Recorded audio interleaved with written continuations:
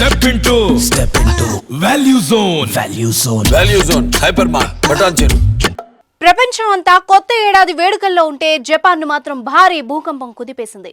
Richter స్కేలుపై దీని తీవ్రత 7.6గా నమోదైంది. దాంతో సునామీ హెచ్చరికలు కూడా జారీ అయ్యాయి. కొన్ని నగరాల వెంబడి సముద్రం నుంచి అలలు ఎగిసిపడుతున్నాయి. సునామీ ఎఫెక్ట్ ఏ దేశాలపై ఉంటుందన్న భయం ప్రపంచం అంతటా నెలకొంది.